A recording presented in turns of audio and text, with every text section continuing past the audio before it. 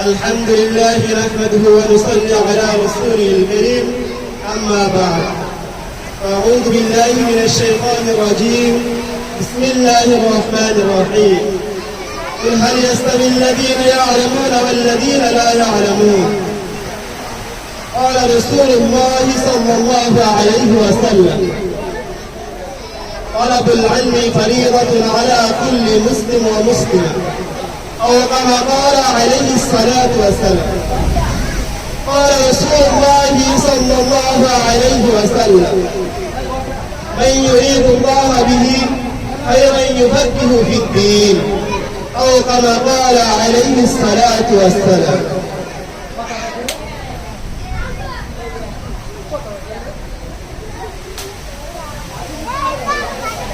আমি আপনাদের সম্মুখে একটা কোরআনের আয়াত আর কয়েকটা হাদিস তেলাওয়াত করেছি।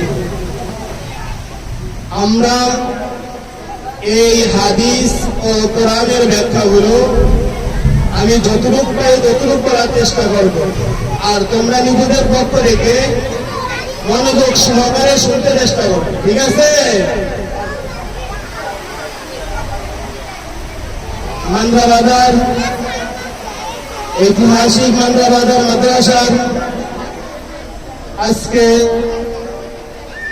সেমিনার আয়োজন করা হয়েছে। মূলত পুরস্কার বিতরণ অনুষ্ঠান, সাথে হেফজ বিভাগের কয়েকজন ছাত্র হেফজ সবক নেবেন, সাথে আমাদের তৃতীয় শ্রেণীর ছাত্র ছাত্রীরা কোরআন শরীফের সবক নেবেন, সাথে সাথে আমাদের গার্জিয়ানের সম্মেলন আয়োজন করা হয়েছে। এই সবগুলো মিলে একটা আয়োজন করা হয়েছিল আজকে। আর আমাদের যারা ছাত্র এখানে বসে আছে তাদেরকে এখানে বসানোর মূল লক্ষ্য উদ্দেশ্য হলো তারা যেন ওলামায়ে কেরাম এখান থেকে যা কিছু বলবে তার উপরে আমল করার চেষ্টা করা। আর গার্জিয়ান যারা আসবেন, ছাত্র অভিভাবক হয়ে যারা আসবেন, তাদের পক্ষ থেকে তাদের উদ্দেশ্য হলো, তারা মাদ্রাসা এখানে আসার উদ্দেশ্য হলো তাদের উদ্দেশ্যে যা কিছু বলা হবে সেগুলো যথাযথভাবে পালন করা। তাদের পক্ষে অনেকগুলো নিয়ম কানুন আছে। একমাত্র নিয়ম কানুন হলো একটা ছাত্র পরিচালনা করার জন্য মাদ্রাসার স্তরের সাথে সাথে অভিভাবকের প্রচেষ্টা প্রয়োজন। ওই বিষয়ে এখানে আলোচনা করা হবে। তো আমি ছাত্রদের উদ্দেশ্য করে একটা আয়াত তেলাওয়াত করেছিলাম, কুল হাল ইয়াস্তাবিল লাযীনা ওয়াল লাযীনা লা ইয়া'লামুন। আল্লাহ তাআলার কথা, আর কথা আল্লাহ তাআলার কথা।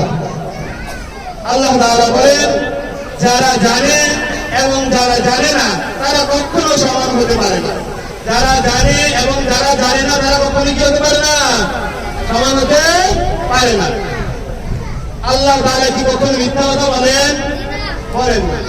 আল্লাহ তাআলার কথার ভিতরে কোনো মিথ্যা আছে? নাই। তাহলে আল্লাহ তাআলা যে কথা বললেন, যারা জানে এবং যারা জানে না তারা কখনো কি হতে পারে না? সমান হতে পারে না। তো এটা বলার উদ্দেশ্য হলো এই যে জানে এবং জানে না তারা সমান হতে পারে না, এর দ্বারা মূল উদ্দেশ্য হলো যারা ঈমান সম্পর্কে, যারা ইলম সম্পর্কে, যারা কোরআন সম্পর্কে জানে এবং যারা ইলম এবং কোরআন সম্পর্কে এবং আখিরাত সম্পর্কে কোনো কিছু জানে না তারা কখনো কি হতে পারে না? সমান হতে পারে না। তো আল্লাহ তাআলা আমাদের সকলকে দ্বীনি প্রতিষ্ঠানে একত্রিত হয়ে কিছু কথা বলা ও শোনার মতন তৌফিক দিয়েছেন। এই জন্য আমরা সবাই একবার সবাই করি আলহামদুলিল্লাহ। কারণ আমরা আছি কারোর পক্ষে যারা জানে, যারা কি জানে। আল্লাহ তাআলা এই ব্যাপারে বহু কোরআনের আয়াত রয়েছে, কোরআনে বহু আয়াত রয়েছে ইলমের ফজিলত সম্পর্কে। এখান থেকে মাত্র একটু বললাম। এই ব্যাপারে রাসূল সাল্লাল্লাহু আলাইহি ওয়াসাল্লামের অসংখ্য হাদিস রয়েছে। রাসূল সাল্লাল্লাহু আলাইহি ওয়াসাল্লামের একটা হাদিস হলো, মান সালাকা তরিকান ইয়ালতামিসু ফীহি ইলমান সাহহালাল্লাহু লাহু তরিকান ইলাল জান্নাহ। রাসূল সাল্লাল্লাহু আলাইহি ওয়াসাল্লাম বলেন, যে ব্যক্তি দিন শিক্ষা করার জন্য শুধু ঘর থেকে বের হয়। কোথা থেকে বের হয়? ঘর থেকে বের হয়। বের হওয়ার সাথে সাথে আল্লাহ তাআলা তার জন্য জান্নাতের পথগুলো সহজ করে দেন। আল্লাহ তাআলা তাদের জন্য জান্নাতের পথগুলো কি করবেন? সহজ করে দেন। রাসূল সাল্লাল্লাহু আলাইহি ওয়াসাল্লামের কথার ভিতরে কোনো মিথ্যা আছে? মিথ্যা নাই। কোরআনে কি নাই? মিথ্যা নাই। রাসূল সাল্লাল্লাহু আলাইহি ওয়াসাল্লাম এই ব্যাপারে আরো বলেন, মান ইউরিদুল্লাহু খায়রান ইউফাক্কিহু ফিদ-দ্বীন। রাসূল সাল্লাল্লাহু আলাইহি ওয়াসাল্লাম বলেন, আল্লাহ তাআলা ওই সমস্ত লোকদেরকেই ইলমে দ্বীন শিক্ষা করা ও সহিহ বুঝ দান করেন এবং কল্যাণ দান করেন, যাদেরকে আল্লাহ তাআলা বুঝ শক্তি দান করার জন্য পছন্দ করেন। তাদেরকে কি করেন? পছন্দ করেন। যেহেতু আমরা এখানে ইলমে দ্বীন শিক্ষা করার জন্য এই মজলিসে একত্রিত হয়ে পেরেছি, তাহলে বুঝা গেল যে আমাদেরকে আল্লাহ তাআলা কি করেন? পছন্দ করেন। এই জন্য আমরা সকলেই সব সময় দ্বীনি ইলমের সাথে লেগে থাকার কি করবো? চেষ্টা করবো। তো আমরা অনেকেই ভাবি যে অভিভাবক আবার ভাবতে পারে যে এখানে যত ফজিলতের কথা বলা হলো, ওই সব কিছু ফজিলতের কথা বলা হলো, আমরা যাদেরকে শিক্ষা দিই অর্থাৎ তালিবুল ইলম। তো আমরা যে এত কষ্ট করে আমাদের শ্রম শেষ করে আমাদের সব কিছু টাকা বিসর্জন দিয়ে আমাদের ছেলে মেয়েদেরকে পড়াশোনা করাইতেছি, তাহলে আমাদের কিনা? এই ব্যাপারে রাসূল সাল্লাল্লাহু আলাইহি ওয়াসাল্লামের অসংখ্য হাদিস আছে। এক হাদিসে এইটাও বলা আছে যে আল্লাহ তাআলা কিয়ামতের দিন কোরআন ওয়ালাদের ভাই বোনদেরকে নূরের টুপি পরাবেন। কে টুপি পরাবেন? নূরের টুপি পরাবেন। এই ব্যাপারে আরো অসংখ্য হাদিস রয়েছে। সব থেকে দুনিয়াবি ফজিলতের ক্ষেত্রে যদি আমরা চেষ্টা করি এবং আখিরাতের ফজিলতের কথা চেষ্টা করি, দেখেন আমরা একটু লক্ষ্য করে দেখতে পারি অভিভাবকরা যখন আমরা ইন্তেকাল করি, যখন আমরা মারা যাই, অনেক ছেলে মেয়ে আছে যারা স্কুল কলেজে ভার্সিটিতে অনেক ভালো পড়াশোনা করে বিভিন্ন প্রতিষ্ঠানে, তারা তাদের বাবা মা মারা যাওয়ার পরে ইন্তেকালের পরে তাদের শুধু দায়িত্ব এতটুকুই থাকে, বাবা মারা গেছে কান্নাকাটি করে কয়েকদিন চলে যায়, তাই দিন না খাওয়া খাওয়া হ্যাঁ পরে শেষ।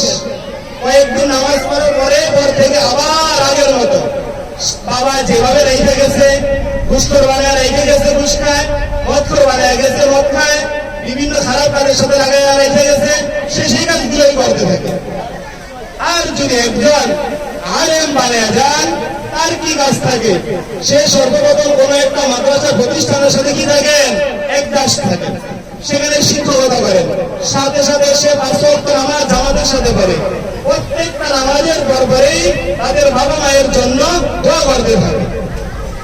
আমরা উলামায়ে কেরাম যারা হয়েছি, এই মাদ্রাসার যত ওস্তাদ আছে যাদের বাবা মারা গেছে, যার বাবা মারা যায় নাই, তারা অবশ্যই লক্ষ্য করে দেখবেন, তাদেরকে জিজ্ঞেস করে দেখবেন, অবশ্যই বাবা মায়ের জন্য প্রতিদিন নামাজের পর অবশ্যই দোয়া করা হয়। কিন্তু যদি আপনি ইলমে দ্বীন শিক্ষা না দিয়ে অন্য কোনো দিনে শিক্ষা দেন, তাহলে সে কখনোই আপনার জন্য দ্বীনি ইলমের জন্য আপনি মারার পরে আপনার জন্য কখনো দোয়া করবে না, কখনো কি করবে না? দোয়া করবে না। আরো কিছু ফজিলত আছে, কয়েকটা ঘটনা আছে।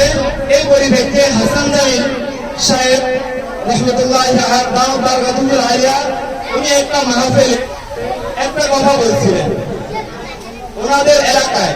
কথাটা কি ওনার নাকি অন্য কারো আমার খেয়াল করতেছে না, তবে কথাটা হলো এলাকায় একজন লোক মারা গেছে, মারা যাওয়ার পরে তার ছেলে থাকে বিদেশে বাহিরে থাকে, তার ছেলেকে খবর দেওয়া হলো, সে বাহির থেকে আসলো, আসার সাথে সাথে সে বাবার জন্য একটু কান্না করলো না, কোনো কথা বললো না, সে বাবার কাছে গেল, বাবাকে দেখলো না, শুধু গেছে, সেখান থেকে জানাজার নামাজে পর্যন্ত উপস্থিত হয়েছে।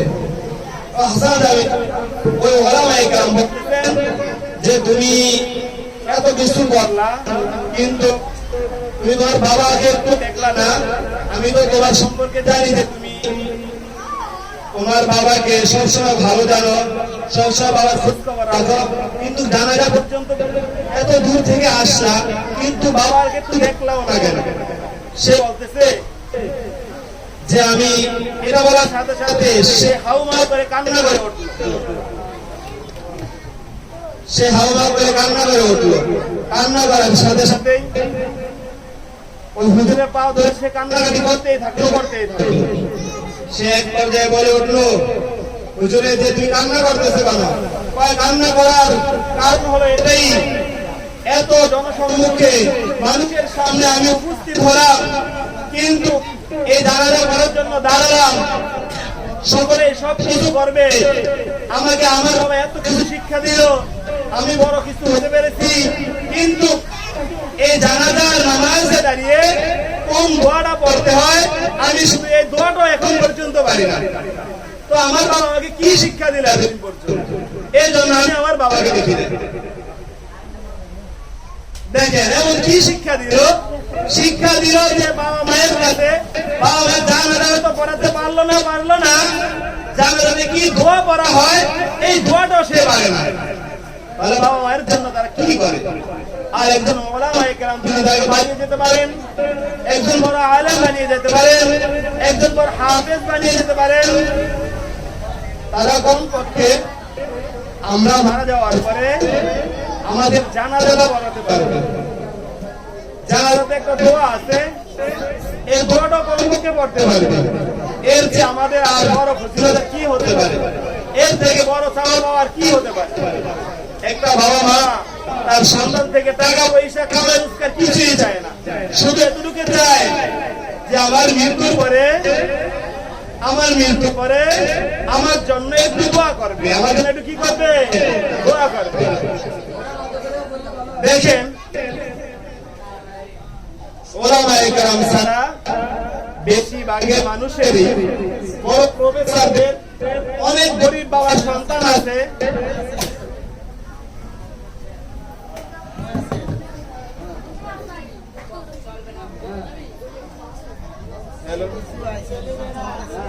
আওয়াজ ইয়া নাই, লাইট আওয়াজ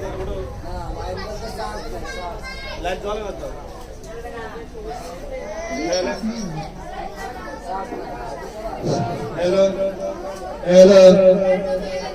দেখেন অনেক গরিব বাবার সন্তান আছে, তারা তাদের ছেলে মেয়েদেরকে বড় বড় প্রফেসর, বড় বড় ব্যারিস্টার বানায়। বানানোর পরে বাবা মাকে সাথে রাখে না, তাদের কি করে? তাদেরকে বৃদ্ধাশ্রমে রাখে আসে। কিন্তু আজ পর্যন্ত কোথায় কোনোভাবে কোন জায়গায় কোন ওলামায়ে কেরামের বাবা মা বৃদ্ধাশ্রমে আছে এমন কখনো দেখাতে পারবেন না, সে যত বড় ওলামায়ে কেরাম হোক, যত বড় বিশ্বাসী হোক, সে তার বাবা মাকে তার নিজের কাছেই রাখে। নিজের কাছে না রাখতে পারলে, অর্থাৎ ছেলে দূরে চাকরি করে রাখতে পারে না, তাহলে তার ওয়াইফকে কোথায় রেখে যাওয়া হয়? বাবা মায়ের কাছে রেখে যাওয়া হয়। তার ওয়াইফ বাবা মায়ের খেদমত করে। আর যদি সে নাও পারে ওয়াইফকে ওইদিকে নিয়েও যেতে হয়, তাহলে সে কি করে? বাবা মায়ের যত যা কিছু আছে তার বাসা রেখে সবকিছু কি করে দেওয়া হয়? ব্যবস্থা করে দেওয়া হয়। কিন্তু অন্যদিকে লক্ষ্য করে দেখেন, তারা তাদের বাবা মাকে বৃদ্ধাশ্রমে রেখে আসে, বাবা মায়ের খোঁজ খবর রাখে না। বৃদ্ধাশ্রমে যে থাকে তাকে টাকা পয়সা দিয়ে আসা। তো অভিভাবকদের প্রতি তো এতটুকু দৃষ্টি আকর্ষণ থাকবে যে আমরা অবশ্যই এর প্রতি লক্ষ্য রাখবো যেন আমাদের সন্তানগুলো সব সময় দ্বীনি শিক্ষায় শিক্ষিত হতে পারে, হাফেজ আলেম হতে পারে। হাফেজ আলেম হওয়ার সাথে সাথে আমাদের সন্তানগুলো সব সময় যেন যে প্রতিষ্ঠানে ছেলে মেয়েদেরকে রাখছি সে প্রতিষ্ঠানে যথাযথভাবে উপস্থিত হতে পারে, এদিকে লক্ষ্য রাখবো আমরা সকলে। আর ছাত্রদের প্রতি লক্ষ্য দিকটি আকর্ষণ হলো আমরা আমার বাবা মায়ের যে ভাগ্য, আমাদের বাবা মায়ের যেটুকু পরিকল্পনা, ওইগুলো বাস্তবায়ন করার জন্য অবশ্যই যথাযথভাবে আমরা সবসময় সময় মতো মাদ্রাসার সকল নিয়ম কানুন মেনে মাদ্রাসায় সব সময় উপস্থিত থাকার চেষ্টা করবো। এই বলে আমার সংক্ষিপ্ত বক্তব্য শেষ করলাম। আমার